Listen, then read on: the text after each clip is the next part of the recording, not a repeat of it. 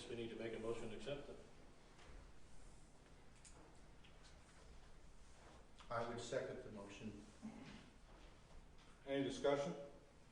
Yes, I would like to say my apologies to the citizens that are here on behalf of the things that were thrown out there, because as a new councilman and worked with public my entire career, many times you're going to get an email from somebody that you might not like, and you just deal with it and let it roll. I'm sorry that it caused somebody to fold up his cards and go home. My only comment would be that I appreciate Mr. Frazier's service to the community. I thought we got over the hump and we were starting to work together. We were elected for a reason. People wanted change. We have made some change. I will tell you that some of the comments that he made, I would clarify that the AP/AR position that he referred to was taken out of the union. It has not been taken out of the union. That position remains in the union because the previous city manager made an agreement with the union that he would sign their contract if they quit hounding him on the AP/AR position. I don't believe that the three of us, or Mr. Stromdahl, or Mr. Frazier, has put the city in crisis. We have three excellent department heads. We have a young man that has sat through and made tough decisions as our interim manager. And I just got the year-to-date budget report. And if Mr. Frazier feels that we're in crisis, this budget was developed by him and the old city council. And if you go in this budget, we need to sit down and go over this budget. Wages are out of hand. And I did some rough math today, and if we don't take control of this, at the end of the year, we're going to be in trouble. And I take exception to Don saying that he's received you. He received one email from me because he was accusing me of stealing water meters. And to be honest with you, after 30 years of hearing this, I'm sick and tired of it. I asked the chief to find the record of the water meters being stolen.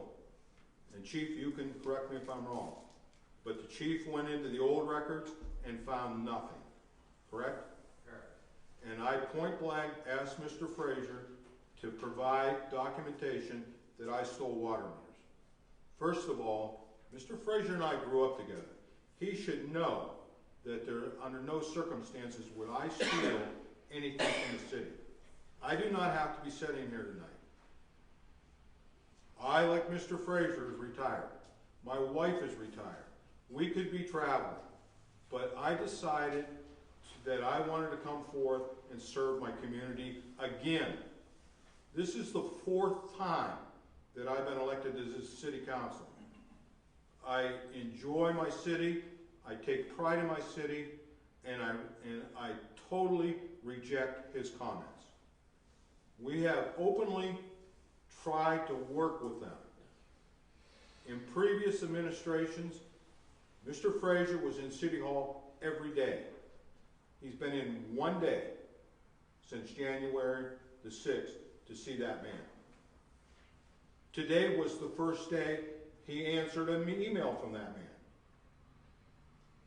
If you want to work with somebody, you've got to make an effort. And again, I thank him for his service, but now is our job to go out and find 2 people that want to help move Titusville forward. And we will do that. If you go back and look at the election, we didn't win by 1 or 2 votes. The citizens of Titusville wanted to change. If this man would have walked into City Hall and talked to those employees, or walked into any department and talked to those employees, the move that this man made was correct. I I told him, I did not agree with timing, but I respect him for doing what he thought was best for this community. And I will stand behind him until he does something. No, I will always stand behind him. Again, I apologize for my comments being, the way I made them, but if you totally care about your community and you can work through the rough spots, and we made every effort to do it. The three of us do not meet. We don't even agree on everything. We understand the sunshine law. We don't even communicate, the three of us. We communicate a lot during the campaign, and we've come here with the same type of ideas that we had in the campaign. There are issues that had to be corrected, and slowly they're being corrected. And so we just have to move on. Any other comments? My understanding is, that from our executive session prior to the meeting, that Mr. Stromdahl also submitted his resignation today. That's correct. And so, Rich, I would ask you, if my understanding of the code is correct, we have 30 days to make an appointment to replace both these positions. Is that correct? That is correct. I would recommend to the rest of council that we set a deadline to accept applications for this and have someone in place no later than the 30 days, as I calculated, is April 1st. I'm not sure we want to appoint on April Fool's Day, but perhaps maybe the end of the month to have appointments in place for these. We have 5 Mondays this month, so we actually have 1 week where we don't meet. And as we get those, we need to schedule interviews, so we're not scheduling them All at once. all at one time. Right. Okay? I'm glad you have the faith that we're going to have that much interest. I hope we do. I think that, some of the things we ran on as in our campaign, relationships with boards and committees has improved. Other agencies, the school district now wants to meet with our manager on a monthly basis. I think we're making headway. Our relationship with TRA it has been strengthened. So, we're not here to take the city down the dark roads, but we are here to look at what was going on. And I'll tell you what, in the last 2 weeks, morale of our employees has gone up tremendously. And I encourage you, if you don't believe what I'm saying, talk to those two gentlemen after the meeting.